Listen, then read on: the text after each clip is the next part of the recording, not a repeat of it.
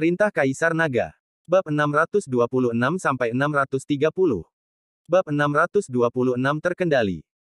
Sebelum Dev bisa bereaksi, kedua master itu bertarung satu sama lain, kekuatan keduanya sama, jadi sulit untuk membedakan siapa yang unggul, tetapi mereka berdua mencoba yang terbaik. Setelah lebih dari 100 pukulan pertarungan, kedua master saling menikam dan mati secara langsung. Melihat ketiga mayat di tanah, Dev tidak dapat membayangkan bahwa orang-orang ini akan saling bunuh, dan gadis itu tidak melakukan apapun dari awal hingga akhir. Pada saat ini, gadis itu melihat ke tempat di mana Dev bersembunyi, dan kemudian berkata dengan dingin, "Kenapa kamu tidak keluar?" Dev melihat bahwa pihak lain telah mengetahui keberadaannya, jadi dia tidak bisa menghindar dan berjalan ke arah gadis itu dengan hati-hati, dan matanya penuh kewaspadaan. Melihat tatapan waspada Dev, gadis itu menyeringai, dan senyum gadis itu tampak mekar penuh, yang langsung menghangatkan hati Dev. "Itu sangat berbahaya barusan, kamu melihatku sebagai seorang gadis yang diganggu, tetapi kamu tidak berani keluar, kamu tega sekali." Gadis itu cemberut dan berkata kepada Dev dengan pura-pura marah. Dev hanya merasa bahwa sanubarinya sedang dicabut oleh gadis itu, dan dorongan itu kembali merasuki seluruh tubuhnya. Kamu sangat cantik." Mata Dev ketika melihat gadis itu juga menjadi sedikit gila, dan ekspresinya terlihat sedikit konyol. Melihat ekspresi Dev, gadis itu tertawa bangga, dan menyisir rambutnya dengan tangannya, "Benarkah? Apakah saya benar-benar cantik? Lalu mengapa Anda tidak menyelamatkan saya barusan? Saya ingin Anda mengambil mayat orang-orang ini sekarang. Lempar ke sungai untukku, ya." Nada centil gadis itu membuat Dev tidak terkendali, dan mengangguk putus asa, Oke. Tapi saat Dev membawa mayat di tanah dan hendak pergi, aura berdarah bergegas ke depan, cahaya putih melintas di benak Dev, dan kemudian mata Dev menjadi jernih, dan dirinya tercengang di tempat, dia tidak tahu apa yang baru saja terjadi. Melihat mayat di tubuhnya, Dev terkejut dan buru-buru membuang mayat itu. Kekuatan spiritual di tubuhnya langsung meletus, dan dengan erat melindungi tubuhnya, Dev berbalik untuk melihat gadis itu. Dan gadis itu tercengang ketika melihat Dev tiba-tiba membuang mayatnya dan berbalik untuk melihat dirinya, dia tidak berharap Dev bisa tersadar, yang mengejutkannya. "Siapa kamu? Apa yang baru saja kamu lakukan padaku?" Dev memelototi gadis itu, tinjunya mengepal erat. Ekspresi terkejut gadis itu hanya sekilas, dan kemudian dia menjadi menawan dan menggoda, memutar tubuhnya dan berjalan menuju Dev. "Adik kecil, kenapa kamu begitu galak? Kamu membuatku takut. Aku sangat takut. Jika kamu tidak percaya padaku, lihat mataku." Gadis itu mendekati Dev saat dia berbicara. Dev hanya melirik mata gadis itu, dan seluruh dirinya ke dalam kelesuan lagi, tinjunya yang terkepal dilonggarkan, dan pikirannya kosong. Melihat Dev menjadi lamban lagi, gadis itu mendengus dengan jijik, "Terus selesaikan apa yang belum kamu lakukan, buang mayatnya." "Iya." Dev mengangguk, membungkuk dan membawa tubuh itu di punggungnya lagi. Tepat saat Dev hendak pergi dengan mayat di punggungnya, bayangan gelap tiba-tiba melintas dan langsung menuju ke sisi Dev. Sebuah tangan menepuk lembut di atas kepala Dev. Seluruh tubuh Dev tersentak, dan kemudian dia bangun, ketika dia melihat bahwa dia telah membawa tubuh itu di punggungnya lagi, wajah Dev sangat berubah. Dia tidak tahu kenapa dia bisa begini, dan dia bingung. Tetapi bisa dikatakan bahwa dia sedang dikendalikan oleh gadis itu. Dev buru-buru membuang mayat itu, lalu memandang orang di sekitarnya, dan menemukan bahwa orang yang datang adalah orang yang menyelamatkan nyawanya dan memberinya pil pendingin tubuh, Naga 5. Pada saat ini, Naga 5 memandang gadis itu dengan wajah dingin, dan setelah melihat Naga 5, gadis itu buru-buru menundukkan kepalanya dan ekspresinya menjadi sedikit takut. "Maya, sudah berapa kali aku memberitahumu, jangan main-main di luar, atau kamu akan melukai dirimu sendiri." Naga 5 menegur gadis itu. Bab 627 harus pergi. "Paman Naga, orang-orang ini semua adalah orang jahat. Jika aku tidak membunuh mereka sekarang, mereka akan langsung membawaku begitu saja." Maya Wu cemberut dan berkata, "Penipuan, bisakah Dev menggertakmu juga?" Naga 5 memelototi Maya. Aku baru saja mendengar Paman Naga mengatakan bahwa dia sangat kuat, jadi aku ingin mengujinya, tapi aku tidak berpikir dia biasa saja." Maya memandang Dev dengan sedikit jijik di matanya, juga, orang ini memiliki karakter yang sangat standar. Dia hanya melihatku diganggu, dia bahkan tidak tahu bagaimana membantuku. Dev mendengarkan percakapan antara Naga 5 dan Maya Wu saat ini, dan seluruh dirinya baru menyadari, Ternyata kedua orang ini saling mengenal, dan naga lima ini sering menyebut dirinya. Namun, tampaknya keduanya tidak memiliki niat buruk terhadap mereka, dan mereka tidak ingin melukai diri-dirinya. Naga lima memandang Dev, dia tidak percaya bahwa Dev adalah tipe orang yang tidak bisa membantunya. Melihat naga lima menatapnya, Dev buru-buru menjelaskan, dia menggunakan kesadaran ilahi untuk menyelidiki saya, dan saya sudah tahu dia adalah seorang kultivator abadi, jadi saya tidak melakukannya. Saya tahu orang-orang itu bukan lawannya di semua. Ketika naga lima mendengar ini, wajahnya langsung menjadi lebih jelek. Maya, siapa yang memintamu untuk menggunakan kesadaran ilahimu pada Dev? Jika kamu memengaruhi pikirannya, itu akan menjadi kesalahan besar. Melihat ekspresi naga lima, Maya sepertinya tahu bahwa dia salah, jadi dia menundukkan kepalanya dan tidak berani berbicara. Pada saat ini, tiba-tiba ada suara langkah kaki, naga lima mengerutkan kening, menarik Maya dan Dev dan berkata, ini bukan tempat untuk berbicara, seseorang akan datang. Dev hanya merasakan tubuhnya menegang, dan kemudian angin bersiul terdengar di telinganya. Ketika dia bereaksi, dia menemukan bahwa dia telah memasuki taman kecil. Dev memandang naga lima dengan heran. Meskipun kecepatan Dev juga cepat di mata orang biasa, dibandingkan dengan naga lima, kecepatan dia jauh di belakang. Kenapa kamu tidak meninggalkan Kyoto? Naga lima bertanya pada Dev. Aku ingin tahu latar belakangku. Dev tidak berbohong kepada naga lima, karena dia tahu latar belakangnya sendiri. Naga lima tahu betul, dan tidak perlu berbohong. Kamu harus segera meninggalkan ibu kota, jangan tinggal di sini, terlalu berbahaya di sini. Aku tidak memberitahumu, setelah tanggal 15 Juli pengalaman hidupmu secara alami akan dipahami sepenuhnya. Maha lima berkata kepada Dev. Kalau begitu, bolehkah aku menanyakan hal lain? Dev tahu bahwa naga lima tidak akan menceritakan rahasia hidupnya, tetapi masih banyak hal yang ingin diketahui Dev. Selama kamu tidak bertanya tentang latar belakangmu, jangan ragu untuk bertanya apa yang ingin kamu ketahui, tetapi setelah bertanya, kamu harus segera meninggalkan Kyoto hari ini. Naga lima berkata dengan ekspresi serius. Dev mengangguk, dan mulai bertanya pada naga lima apa yang tidak dia ketahui tentang dunia kultivasi keabadian. Saat itu, Ryu tua hanya mengajari Dev cara berkultivasi dan membawanya ke jajaran kultivator, tetapi dia tidak pernah memberitahunya tentang dunia kultivasi abadi, sehingga Dev sangat ingin tahu tentang banyak hal.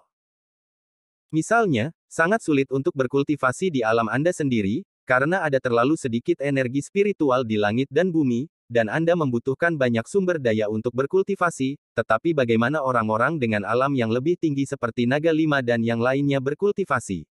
Bagaimana pembudidaya abadi lainnya bisa berkultivasi di dunia kultivasi? Bagaimanapun, sumber daya terbatas, obat-obatan roh yang berusia lebih dari 100 tahun, dan batu roh semuanya sangat langka. Dan siapa gadis ini? Jenis sihir apa yang dia gunakan untuk membuat dirinya kehilangan akal untuk sesaat, dan lain-lain. Dev terus mengajukan lusinan pertanyaan, dan langsung membingungkan naga lima, sementara Maya, yang ada di samping, menutup mulutnya dan terkikik. Kekuatanmu tidak rendah sekarang, dan kamu bahkan menanyakan pertanyaan kekanak-kanakan ini. Aku benar-benar tidak tahu bagaimana kamu berkultivasi. Maya berkata dengan sinis kepada Dev. Bab 628 tak terduga. Dev sedikit malu ketika Maya mengatakannya, ini adalah pertanyaan naif bagi mereka, tetapi Dev benar-benar tidak tahu. Saya mengerti suasana hati Anda sangat ingin mengetahui ini, pertanyaan yang Anda ajukan, Anda akan segera memahami diri Anda sendiri, dan untuk siapa dia, itu akan dimulai bertahun-tahun yang lalu. Naga lima menunjuk Maya dan mulai berbicara perlahan kepada Dev. Dev bisa melihat dari mata naga lima bahwa dia telah menganggap Maya sebagai anaknya sendiri. Setelah ucapan naga lima, Dev menyadari bahwa Maya awalnya adalah seorang yatim piatu yang diadopsi oleh naga lima. Ketika ia tumbuh dewasa, naga lima menyadari bahwa Maya dilahirkan dengan tubuh yang menawan, mampu melakukan teknik pesona dan mengendalikan pikiran orang. Meskipun Maya juga seorang pembudidaya abadi, dia tidak tahu mantra lain selain mantra pesona, bahkan tidak berkultivasi, bahkan prajurit bisa menghadapinya. Baru pada saat itulah Dev tahu bahwa ketika Stephen menghentikan Maya barusan, mata Maya menunjukkan kepanikan, tidak berpura-pura, tetapi nyata. Memikirkan hal ini, Dev merasa sedikit malu. Apakah kamu berpikir bahwa pembudidaya abadi pasti akan mampu mengungguli prajurit, penyihir, dan master di atas mereka? Naga lima bertanya pada Dev. Dev mengangguk, menurutnya, pembudidaya abadi memang lebih kuat dari prajurit dan penyihir. Naga Lima tersenyum ringan, sebenarnya, tidak ada perbedaan antara kultivator dan prajurit, dan tidak ada perbedaan juga antara penyihir. Beberapa hanya perbedaan dalam ranah. Anda adalah seorang kultivator sekarang, tetapi jika Anda bertemu dengan seorang seniman bela diri, Anda dapat menabrak mereka dengan satu jari. Apakah Anda mengatakan kultivator itu kuat atau prajurit itu kuat? Hanya saja langit-langit keabadian lebih tinggi, dan akhir dari kultivator adalah keabadian, yang merupakan impian utama setiap kultivator. Berbicara tentang kata abadi, mata Naga Lima penuh dengan kerinduan dan kerinduan yang tak ada habisnya. Dapat dilihat bahwa Naga Lima juga ingin menjadi abadi. Abadi, gumam Dev pada dirinya sendiri. Meskipun dia berlatih keras, dia tidak pernah berpikir bahwa dia akan menjadi abadi. Pada awal kultivasinya, dia hanya ingin melakukan apa yang dia janjikan kepada Ryu Tua, dan ingin tahu apa yang akan terjadi pada tanggal 15 Juli. Dia bahkan tidak memiliki ide untuk menjadi abadi, dia bahkan tidak tahu apakah yang disebut kultivasi ini bisa menjadi abadi. Jangan terlalu memikirkannya. Kamu sekarang memasukkan lebih banyak energi ke dalam kultivasi, tetapi dalam waktu sesingkat itu, kamu benar-benar dapat mencapai ranah bigu, yang benar-benar di luar dugaanku. Naga Lima memandang Dev dengan puas, dan tiba-tiba meninju perut Dev. Dev tertangkap basah, tubuhnya terbang terbalik, dan kemudian menabrak pohon besar, kekuatan tumbukan besar langsung merobohkan pohon besar. Dev dipukul oleh Naga Lima, dan dia tidak mengerti mengapa Naga Lima mengatakannya dengan baik, jadi bagaimana jika dia mengatakan dia akan melakukannya. Setelah menggosok perutnya, Dev berjalan kembali. Pukulan Naga Lima barusan tidak menyebabkan kerusakan pada Dev. Sekarang tubuh Dev telah padam dan menakutkan. Maya di samping terkejut ketika Naga Lima tiba-tiba menyerang Dev, membuatnya sedikit kewalahan. Ya, tubuhmu saat ini hanya sepadan dengan kekuatanmu saat ini, dan tidak sia-sia bagiku untuk membuang pil pendingin tubuh. Melihat Dev kembali datang tanpa cedera, Naga Lima mengangguk gembira dan berkata. Ketika Dev mendengarnya, ternyata Naga Lima sedang mencoba menguji seberapa keras tubuhnya telah ditempa, jadi dia meninjunya. Paman Naga, kamu memberinya pil pendingin tubuh untuk dia makan. Pil itu telah kamu dapatkan dengan susah payah.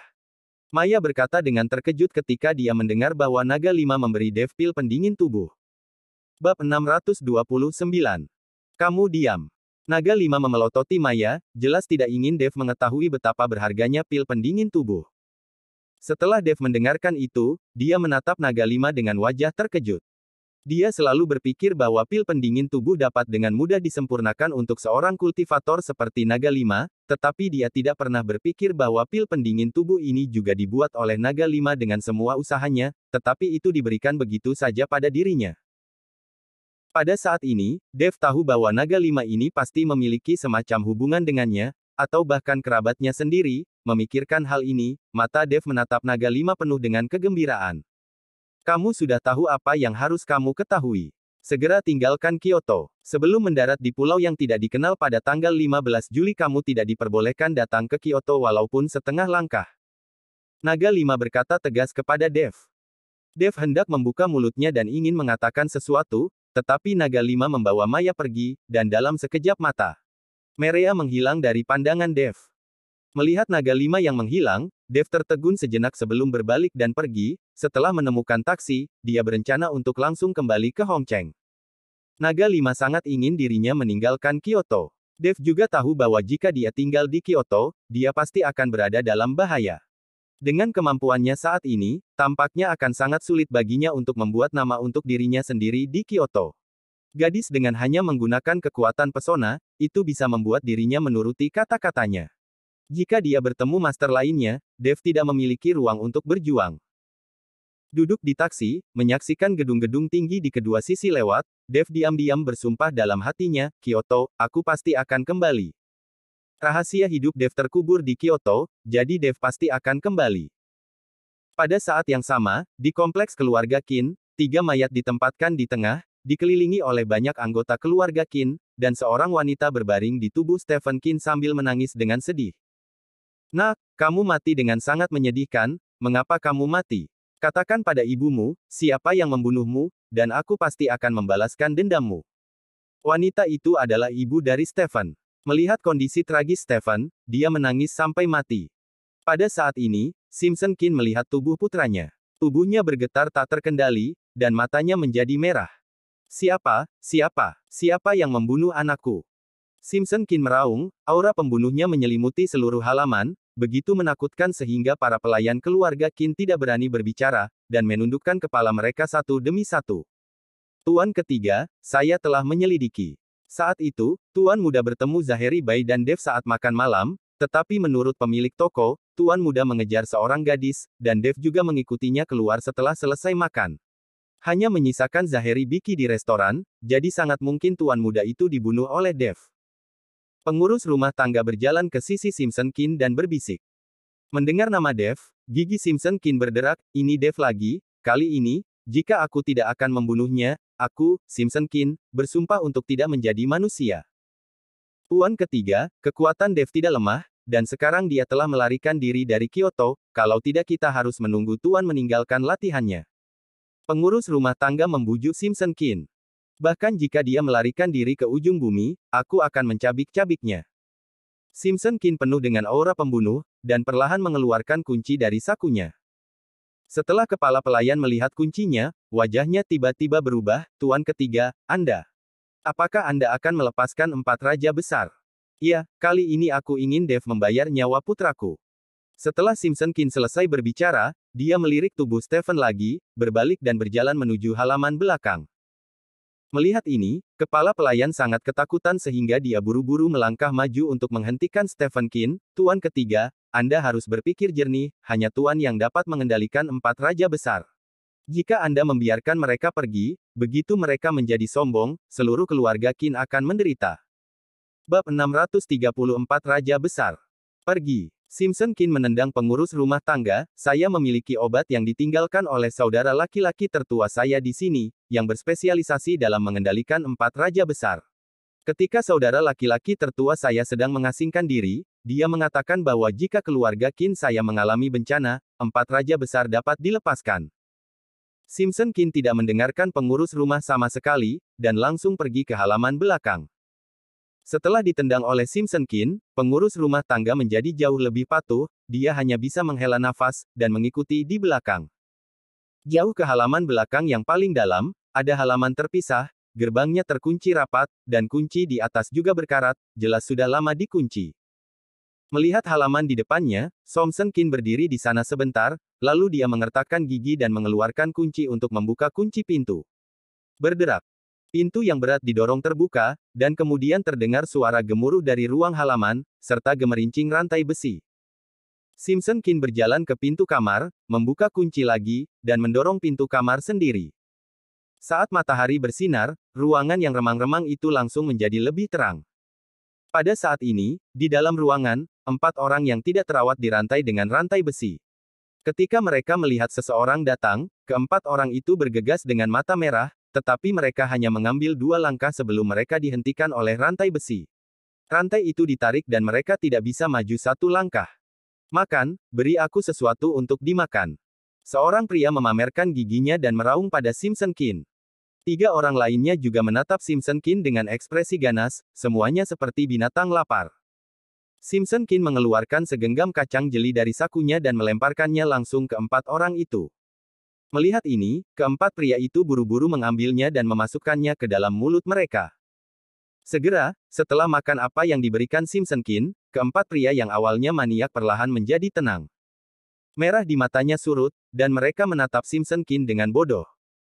Melihat situasi ini, Simpson Kin melambaikan tangannya dan berkata, pergi dan buka rantai mereka. Tuan ketiga, pengurus rumah tangga merasa malu dan sedikit takut di dalam hatinya. Buka. Simpson Kin membanting, mengeluarkan pedang lembut dari pinggangnya, dan meletakkannya langsung di leher kepala pelayan. Kepala pelayan merasakan sedikit rasa dingin pada bilahnya, sangat takut sehingga dia tidak berani berbicara, dia berjalan dengan gemetar, dan melepaskan rantai keempat pria itu. Tanpa kendali, keempat pria itu bahkan tidak bergerak. Mereka semua diam menunggu Simpson Kin memberi perintah. Melihat adegan ini, pengurus rumah tangga merasa lega. Ikut denganku. Simpson Kin berkata kepada keempat orang itu. Iya, keempat pria itu mengangguk dan mengikuti Simpson Kin keluar dari ruangan. Empat pria yang tidak terawat dan compang camping mengikuti Simpson Kin keluar, yang membuat banyak anggota keluarga Kin merasa sangat penasaran, dan banyak orang menonton secara diam-diam. Kecuali beberapa pemimpin tingkat tinggi keluarga Qin dan pemilik keluarga, empat raja besar tidak diketahui tentang keberadaan mereka. Bahkan Stephen, tuan muda keluarga Qin, tidak tahu tentang keberadaan empat raja. Fred Qin Feng tahu bahwa, untuk berurusan dengan Dev, dia juga ingin melepaskan empat raja besar secara pribadi, tetapi dihentikan oleh Simpaon Qin. Tapi sekarang, Simpson Qin tidak pernah berpikir bahwa dia akan dipaksa untuk menggunakan empat raja besar. Di Kyoto, di jalan pegunungan yang berkelok-kelok di luar kota, sopir taksi mengobrol dengan Dev dengan antusias. Hari ini adalah pesanan besar. Tarif dari Kyoto ke Hongcheng akan menelan biaya lebih dari 3.000 yuan, yang membuat pengemudi taksi sangat senang. Anak muda, bisnis apa yang kamu lakukan? Tidak banyak orang naik taksi dari Kyoto ke Hongcheng. Lagi pula, ongkos beberapa ribu yuan pasti enggan bagi kebanyakan orang. Melakukan bisnis kecil sendiri. Davewe tersenyum dan berkata dengan santai kepada sopir taksi.